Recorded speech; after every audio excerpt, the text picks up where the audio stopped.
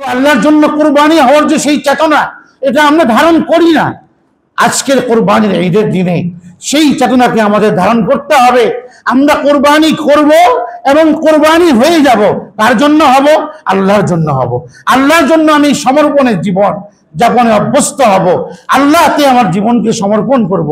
এটা হচ্ছে দামি জীবন আর কার হতে পারে? এই যে গোলামীর দৃষ্টান্ত, এটা গোলামীর দৃষ্টান্ত, এটাই গোলামীর মর্ম। এর চেয়ে বড় আর বিসর্জনের কি দৃষ্টান্ত হতে পারে? নিজের সন্তানকে কুরবানি করা আর সন্তানে কুরবানি হওয়ার জন্য প্রস্তুত হয়ে যাওয়া। আল্লাহ পাক ডাকলেন, ওয়ানাদাইনা আইয়া ইব্রাহিম, ইব্রাহিম শোনো, রাখো, থেমে যাও। ফালাম্মা আসলামা ওয়াতাল্লাহু লিলজাবিন, ইসমাঈল আলাইহিস সালাম বাবাকে বললেন, বাবা আমাকে যদি আপনি স্বাভাবিকভাবে শুইয়ে দেন, আমার চেহারা আপনার সামনে, আমার চোখগুলো আপনার সামনে, আমার চেহারা আপনার সামনে, মায়া লাগতে পারে, আল্লাহর বিধান পালনে এটা বাধা সৃষ্টি হতে পারে, বিঘ্নতা সৃষ্টি হতে পারে। আপনি আমাকে উপর করে শুইয়ে দিন, তাহলে আমার চেহারা আর দেখতে পাবেন না এবং সেই মায়াও কাজ করবে না। ফালাম্মা আসলামা ওয়াতাল্লাহু লিলজাবিন, উপর করে শুইয়ে দিলেন, ছুরি চালিয়ে দিলেন। হাদিসে আসছে কুদরতি ভাবে সেই ছুরির ধারের মধ্যে আল্লাহ তেমন এক পাত ঢুকিয়ে দিলেন যে পাতের কারণে সেই ছুরির ধারালো অবস্থা এটা আর কোনো কাজ করতে পারলো না।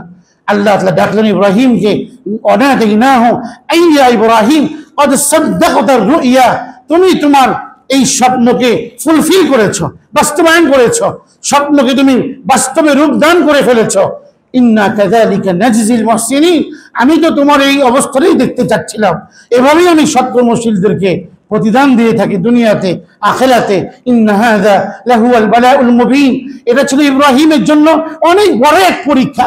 আজকে যদি আল্লাহ তাআলা আমাদেরকে বলতেন, তুমি তোমার প্রিয় সন্তানকে, তোমার পুত্র সন্তানকে কুরবানি করো, মিনার প্রান্তরে নিয়ে যাও, বাংলাদেশ থেকে মিনার প্রান্তরে সন্তানকে কাঁধে করে নিয়ে ওখানে গিয়ে আল্লাহর নামে যাবাহ করো, এটা কত বড় পরীক্ষা ছিল আমাদের জন্য, কত বড় পরীক্ষা ছিল। ইন্না হাযা লাহুয়াল বালাউল মুবিন ওয়া ফাদাইনাহু বিযিবহিন আযীম, বিশাল এক দুম্বা, জান্নাতি এক দুম্বা আল্লাহ তাআলা জিবরিল আমিনের মাধ্যমে পেশ করলেন। ইব্রাহিম আলাইহিস সালাম ছুরি চালালেন, দুম্বা যাওয়া হয়ে গেল, ইসমাঈল অক্ষত থাকলো। আল্লাহ বলেন, ওয়া তারাকনা আলাইহি ফিল আখিরিন সালামুন আলা ইব্রাহিম কাযালিকা নাজজিল মুহসিনিন ইন্নাহু মিন ইবাদিনাল মুমিনিন। ইব্রাহিম তো আমার ইমানদার বান্দাদের একজন। ইব্রাহিমের জন্য পরবর্তী প্রজন্মের কাছে ইব্রাহিমকে তুলে ধরার জন্য আমি এমন এক স্মারক তৈরি করলাম যে আজকে আমরা কিয়ামত পর্যন্ত ইব্রাহিম আলাইহিস সালামের নাম আসলে আমরা আলাইহিস সালাম বলছি, তাকে সালাম দিচ্ছি। আমাদের মুসলিম জাতির পিতা তিনি, মুসলিম জাতির মুরব্বী, অভিভাবক, মিল্লাতে আবিকুম ইব্রাহিম, তিনি আমাদের নাম করেছেন মুসলমান বলে, ওয়া সাম্মাকুমুল মুসলিমিন। সেই বাবাকে যখন আমরা স্মরণ করি, আমাদের শ্রদ্ধায় বাবার সামনে মাথা নুয়ে যায়, নত হয়ে যায়। আমরা বলি ইব্রাহিম আলাইহিস সালাম সাইয়্যিদুনা, আমাদের নেতা, আমাদের মুরব্বী ইব্রাহিম আলাইহিস সালাম। এই অবস্থা আল্লাহ তাআলা তৈরি করেছেন যে আল্লাহর জন্য হয়, সবকিছু তার জন্য হয়ে যায়। ইব্রাহিম আল খলিল আল্লাহর জন্য হয়ে গিয়েছেন, সবকিছু আল্লাহ তার জন্য হয়ে গিয়েছেন। তিনি খলিলুল্লাহ এই উপাধি লাভ করেছেন, আল্লাহর বন্ধু। খলিল বলা হয় আল্লাহর এমন বন্ধুকে যে বন্ধু আল্লাহকে পাওয়ার জন্য, আল্লাহকে খুশি করার জন্য উদ্গ্রীব হয়ে থাকে, তাকে খলিল বলা হয়। তো আজকের এই কুরবানির হাকিকত এবং প্রকৃতিই হলো দ্বীন, তাকে বলা হয়। আল্লাহ তাআলা যেটাকে যে হুকুম করেছেন, যে আদেশ করেন, সেখানেই সওয়াব আছে। ময়দানে আরাফাতে হাজী সাহেবরা চলে যান, অথচ বাইতুল্লাহতে নামাজ পড়াতে 1 লাখ নামাজে সওয়াব, 1 রাকাতে 1 লক্ষ।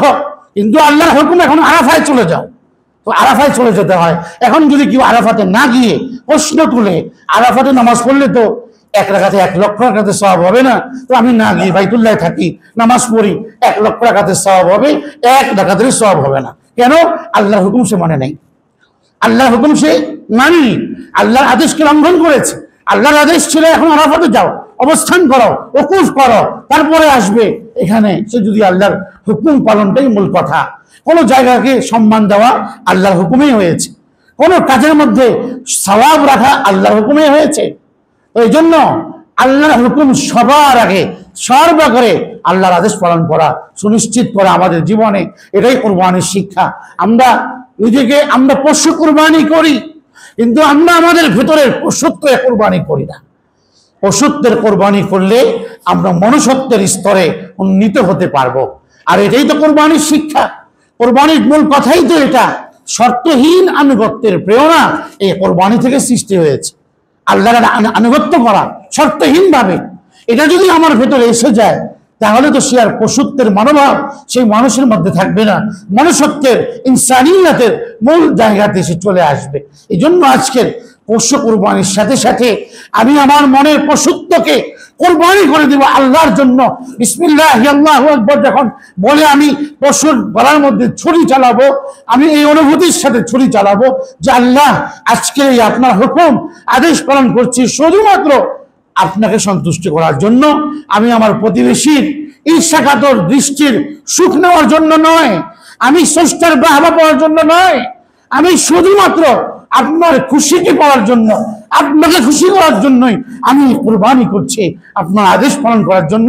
এটা ছাড়া আমার কাছে আর কোনো নিয়তি নাই। আল্লাহর কাছে তোমাদের কুরবানির পশুর রক্ত গোশত পৌঁছে না, ওয়ালাকিন ইয়ানালুহু তাকওয়া মিনকুম, তোমাদের অন্তরস্থ তাকওয়া, বিশুদ্ধ নিয়ম, অন্তরের স্বচ্ছতা, পরিচ্ছন্নতা, অন্তরের শুদ্ধতা, শুভ্রতা, এটা আল্লাহ চান, এটা আল্লাহর কাছে পৌঁছে। হাদিসে আসছে ইন্নাল্লাহা লা ইয়ানজুরু ইলা সুওয়ারিকুম ওয়ালা ইলা আমওয়ালিকুম, কে সুন্দর কে কালো এটা আল্লাহ দেখেন না, কে ধনী কে গরিব এটা আল্লাহ দেখেন না। আল্লাহ কি দেখেন? আল্লাহ ওয়ালাকিন, নবীজি বলেন ইয়ানজুরু ইলা কুলুবিকুম, আল্লাহ তোমাদের অন্তরকে দেখেন, তোমাদের অন্তরটা কেমন, এটা আল্লাহর জন্য অগ্রিম হয়ে আছে কিনা, অন্তরটা আল্লাহর জন্য প্রস্তুত কিনা, অন্তরটা আল্লাহর সামনে সারেন্ডার হওয়ার জন্য প্রস্তুত কিনা। আল্লাহ তোমাদের কলব দেখেন, দিল দেখেন, অন্তর দেখেন এবং তোমাদের আমল দেখেন। আমল কার কতটা গুণগত মান রক্ষা করে আমল হলো। এই জন্য এটাও একটা বিষয় যে কুরবানি করার পরে কুরবানির পশুর যে আবর্জনা ময়লা এগুলোকে পরিষ্কার রাখা কর্তব্য। সওয়াব এবং এই ইবাদত কুরবানির পূর্ণাঙ্গতা পাওয়ার জন্য এটা জরুরি। যত্রতত্র ময়লা ফেলা মানুষের চলাচলের পথে কষ্ট হবে, এতে আপনার কুরবানির সওয়াব কমে যায়। পরিষ্কার পরিচ্ছন্ন রাখার তো তাগিদ হাদিসে এসছে, তোমাদের ঘর বাড়ি আশপাশকে পরিষ্কার রাখো, নাযিফু আফনিয়াতাকুম, তোমাদের ঘর বাড়ি কি পরিষ্কার রাখো। এই জন্য যেখানে সেখানে আপনি কোরবানির পশুর আবর্জনা বর্জ্য ময়লা ইত্যাদি ফেললেন, এটা ইসলামের মেজাজের সাথে সঙ্গতিপূর্ণ নয়। ইসলামের মেজাজ হলো পরিচ্ছন্নতা, ইসলাম কামনা করে। এই জন্য যদি আমরা যেখানে সেখানে ময়লা ফেলে দিলাম, আবর্জনা ফেললাম, আর মানুষ চলাচলের পথে কষ্ট পেল, আমার কোরবানির ইবাদত পূর্ণাঙ্গতা পাবে না, আমার সওয়াব কমে যাবে। এটা আমাদের মাথায় রাখতে হবে। এই জন্য কোরবানির যে শিক্ষা আমরা আমাদের ভেতরে আজকে থেকে ধারণ করি। আর কোরবানি ঈদের দিন হাদিসে এসছে আল্লাহর কাছে কোরবানি করার চেয়ে দামি কোনো আমল নাই। মা আমিলা ইবনু আদম মিন আমালিন আহাব্বা ইলাইহি ইলাল্লাহ মিন ইহরাকিদ দাম। আল্লাহর কাছে 10 তারিখের আজকের দিনে আল্লাহর জন্য রক্ত প্রবাহিত করার চেয়ে দামি কোনো আমল, প্রিয় কোনো আমল আল্লাহর কাছে আর নেই। সবচেয়ে দামি আমল আজকের দিনে আল্লাহর জন্য কোরবানি হবে। আমি পশু কোরবানি করব আর নিজে আল্লাহর জন্য কোরবানি হয়ে যাব, এটা সবচেয়ে দামি আমল। এবং হাদিসে এই কথা আল্লাহ নবী বলেন যে এই যে পশুর খুর, পশুর পশম, এগুলো সব কিয়ামতের দিন আসবে, এগুলোর বিপরীতে আল্লাহ সওয়াব দিবেন। বিকুল্লি শাহরাতিন হাসানা, প্রতিটি পশমের বিনিময়ে সওয়াব। কত পশম গুনেও তো শেষ করতে পারবো না সারাদিনে, এত কোটি কোটি সওয়াব কোরবানিতে আল্লাহ পাক রেখেছেন। যে হাদিসে আসছে ওয়া ইন্নাদ দামা লা ইয়াকাউ মিনাল্লাহি বিমাকান ক্বাবলা আন ইয়াকা বিল আরদ, জমিনে কুরবানির পশুর রক্তের ফোঁটা পড়ার আগেই এটা আল্লাহর কাছে কবুল হয়ে যায়। ফাতিবু বিহা নাফসা, আল্লাহর নবী বলেন তোমরা হাসি খুশি ভাবে স্বতঃস্ফূর্ততার সাথে স্বতঃস্ফূর্তভাবে খুশি মনে আল্লাহর জন্য কুরবানি করো। সাহাবায়ে কেরাম বললেন যে মালানা ফিহা ইয়া রাসূলুল্লাহ মা হাযিল আদাহি, এই কুরবানিটা কার আদর্শ? নবীজি বললেন সুন্নাতে আবিকুম ইব্রাহিম, তোমাদের বাবা ইব্রাহিমের আদর্শ ঐতিহ্য। আমাদের কি সওয়াব আছে? বললেন যে প্রতিটি পশমের বিনিময়ে তোমাদের জন্য সওয়াব। বললেন যে ভেড়ার পশম তো স্বাভাবিক নয়, এগুলোর বিপরীতেও কি সওয়াব আছে? নবীজি বললেন হ্যাঁ, এগুলোর বিপরীতেও আল্লাহ তাআলা তোমাদের জন্য সওয়াব রেখেছে। তো আজকের দিনের সবচেয়ে বড় আমল হচ্ছে এটা। যত বেশি তাকওয়ার সাথে, যত বেশি শুকরিয়ার সাথে, কাযালিকা সাখখারনাহা, এই পশুকে আল্লাহ তাআলা আমাদের চেয়ে বড় পশু তার শরীর, কিন্তু আর শক্তিও বেশি, কিন্তু আল্লাহ এত দয়া করে এই পশুগুলো আমাদের বশীভূত করে দিয়েছে, অধীন করে দিয়েছেন, পোষ মানিয়ে দিয়েছেন। আল্লাহ বলেন কেন করেছি এটা? লাআল্লাকুম তাশকুরুন, যেন তোমরা শুকরিয়া আদায় করতে পারো। আজকে কোরবানি হবে আল্লাহর জন্য কৃতজ্ঞতার সাথে, কৃতজ্ঞতা আদায় করব। কোরবানি আজকের এই দিনে আমরা আল্লাহর পক্ষ থেকে মেহমান, আজকে আল্লাহ মেহমানদারি করবেন।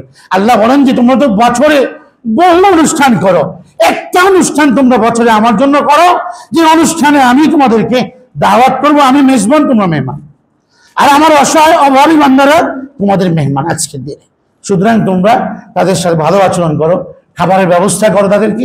এই জন্য আমরা কালকেও বলেছি যে গোশত দেওয়ার ক্ষেত্রে, বিতরণের ক্ষেত্রে যেন কার্পণ্যতা না করি। আমি যদি আমারটাও দিয়ে দিতে হয় দিয়ে দিব, আমি তো কোরবানি খাওয়ার জন্য করি নাই। আমি কোরবানি কিসের জন্য করেছি? বলুন কিসের জন্য করেছি? বলুন সবাই, আল্লাহর সন্তুষ্টির জন্য না গোশত খাওয়ার জন্য? তাহলে আমি যদি আমার অংশ থেকেও গরিব মানুষকে দিতে হয়, আত্মীয় সঙ্গে দিতে হয়, দিয়ে দিব আমি। এটাই তো স্যাক্রিফাইস, এটাই তো কোরবানি, এটাই তো ত্যাগ, এটাই তো আল্লাহ চাচ্ছেন আজকে আমার থেকে। এটা করবো আমরা। ওয়াতাইমুল কানি আওয়াল মুআতার, অভাবীদেরকে আমরা খাওয়াই। আমরা কোরবানির আজকের এই দিনে কোরবানির এই আমল থেকে শিক্ষা নেব। কি শিক্ষা? ইন্নী ওয়াজ্জাহতু ওয়াজহিয়া লিল্লাযী ফাতারাস সামাওয়াতি ওয়াল আরদা হানিফা। জবাব করার সময় পড়তে হয় দোয়া, আল্লাহ নবী পড়েছেন, আমি আমার সব কিছু একনিষ্ঠভাবে আল্লাহ দিয়ে ঘুরে দিলাম। ফাসাল্লি লিরাব্বিকা ওয়ানহার, আল্লাহ বলেছেন আগে নামাজ পড়ুন, ওয়ানহার এরপরে কুরবানি করুন। বুঝা গেল বেনামাজের কুরবানি আল্লাহ পাক কবুল করেন না। যে নামাজই পড়ে না, ফরজ আমল করে না, তার ওয়াজিবকে আল্লাহ কিভাবে কবুল করবেন? আগে নামাজ পরে কুরবানি। এই জন্য নামাজ পড়া ছাড়া কুরবানি করলে কুরবানি হয় না। পুরা কুরবানির মূল কথা, সারবার্তা এই আয়াতের মধ্যে আসছে। সূরা আনআমের এই আয়াত 61-62, কুল ইন্না সালাতি ওয়া নুসুকি ওয়া মাহইয়ায়া ওয়া মামাতি লিল্লাহ। বলুন আমার নামাজ, আমার কুরবানি, আমার জীবন, আমার মরণ, আমার জীবনের শুরু থেকে শেষ পর্যন্ত সব কিছু লিল্লাহ। কার জন্য? আল্লাহর জন্য। যারা বলুন কার জন্য? আল্লাহর জন্য। লিল্লাহ রাব্বিল আলামিন, বিশ্ব প্রতিপালক। আমাদের সব কাজ যেন আল্লাহর জন্য হয়, সব কাজ যেন আল্লাহর জন্য হয়। ভালো কাজ করব আল্লাহর জন্য, গুনাহ ছাড়বো আল্লাহর জন্য। আজকে ঈদের দিনে খুশি প্রকাশ করা দিনের প্রতীক, এটা শাআইরুদ্দিন। এই জন্য খুশি প্রকাশ করব, অভাবীদের মুখে খুশি রাখবো, তাদেরকে নিয়ে আনন্দ উদযাপন করব, কিন্তু নামাজ যেন মিস না হয়। কষ্ট কাটতে গিয়ে আপনি জোহর আসর মিস করে ফেললেন, তাকবীর মিস করে ফেললেন, এই ঈদ তো আপনার জন্য ঈদ হয়ে যাবে, আপনার জন্য আযাবের কারণ হবে। ঈদ যেন আযাবের কারণ না হয়। আল্লাহর হুকুম পালন করে এরপরে গুনাহমুক্ত ভাবে ঈদ উদযাপন করলেই এই ঈদ আমাদের জীবনে কল্যাণ এবং সমৃদ্ধি বয়ে আনবে। আল্লাহ রাব্বুল আলামিন আমাদের সকলকে ইব্রাহিম আলাইহিস ইসলামের চেতনায় এবং তার আদর্শে উজ্জীবিত হয়ে তাকওয়ার সাথে, বিশুদ্ধ অন্তরে, সহিহ নিয়তের সাথে কোরবানির আমল সম্পাদন করার তৌফিক আল্লাহ পাক আমাদের সকলকে দান করুন। ও আখিরু দাওয়ানা আলহামদুলিল্লাহি রাব্বিল আলামিন।